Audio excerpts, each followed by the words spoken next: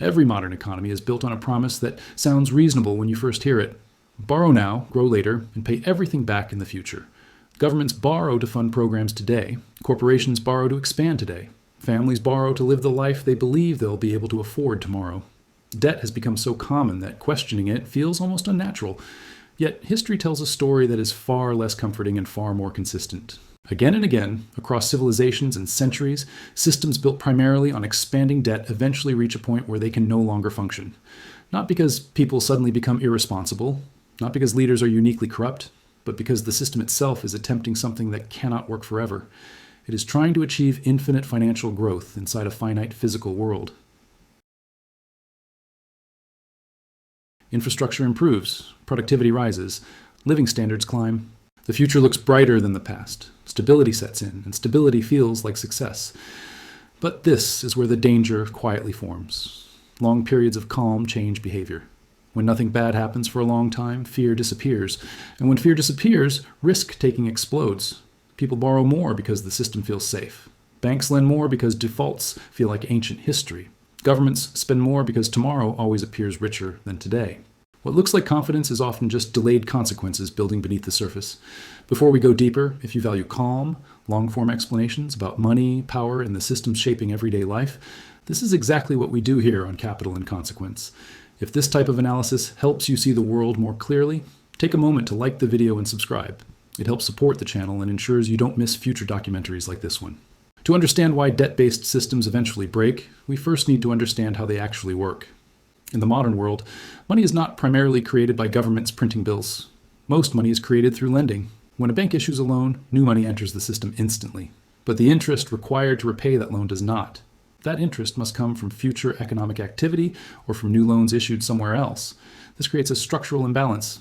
The system must keep expanding simply to remain stable. Growth is no longer optional. It becomes a requirement for survival. As long as population grows, productivity improves, and new opportunities emerge, this imbalance stays hidden.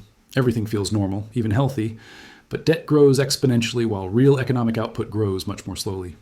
Over time, more income is consumed by servicing old obligations. Less is available for innovation, wages, and long-term investment. Eventually, the economy reaches a point where existing debt cannot be serviced without creating even more debt. This is when stability itself becomes the enemy. Economists sometimes describe this as a moment when confidence turns dangerous. Long periods of calm convince everyone that risk no longer matters. Households take on mortgages that only work if prices keep rising. Corporations rely on cheap credit rather than efficiency. Governments normalize permanent deficits. Borrowers appear who can no longer repay principal or even interest without borrowing again. At that stage, the system is no longer operating as an economy. It has become a rollover machine, dependent on constant refinancing to avoid collapse. When societies reach this point, they face a choice, even if it is never openly discussed. They can allow open defaults and restructuring, which is painful, disruptive, and politically unpopular. Or they can choose a quieter path.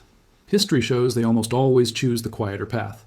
Inflation, currency dilution, financial repression, these are not accidents. They are deliberate responses to an unsolvable debt burden. The Roman Empire provides one of the clearest historical lessons. When Rome could no longer pay for its obligations through real production, it began reducing the silver content of its currency. At first, almost no one noticed. The coins looked the same. Trust remained. But over time, prices rose, confidence eroded, and economic relationships broke down. Rome did not collapse the moment it debased its currency. It collapsed the moment it decided money itself could be manipulated to hide reality. Modern systems follow the same logic, even if the tools are more complex. Inflation becomes a quiet tax. It reduces purchasing power without requiring a vote. It allows governments to keep spending while shifting the cost onto the population over time. At first, it feels manageable, gradual. Then it begins to reshape daily life. Savings lose value. Planning becomes harder. Trust weakens. Instead of allowing unhealthy debt to clear through painful resets, modern economies often choose what appears to be a gentler alternative: comfortable decline. Interest rates are held low for years. Failing institutions are supported. Weak companies are kept alive. These are often called zombie companies. They do not innovate. They do not grow. They exist only to service debt. Capital becomes trapped in unproductive assets, while future-focused investment dries up. This leads to a slow productivity death spiral. Wages stagnate, opportunity narrows. Younger generations work longer hours than their parents, yet struggle to build real wealth. The system increasingly rewards ownership of assets rather than creation of value. Confidence fades quietly, not in a single crash, but through years of disappointment. As debt systems age further, something more profound begins to happen. Basic human needs themselves become financialized. Housing shifts from shelter to yield. Entire populations become permanent renters, spending an ever larger share of income just to exist. Even essential resources like water begin to appear as tradable assets. When the financial logic of infinite returns collides with biological limits, the burden always falls on ordinary people. None of this requires malicious intent. It emerges naturally from incentives. Borrowing is rewarded, saving is punished. Prudence looks irrational. Risk becomes mandatory just to stay afloat. Millions of people make reasonable decisions inside a system that quietly trains them toward fragility. No single action causes the breakdown.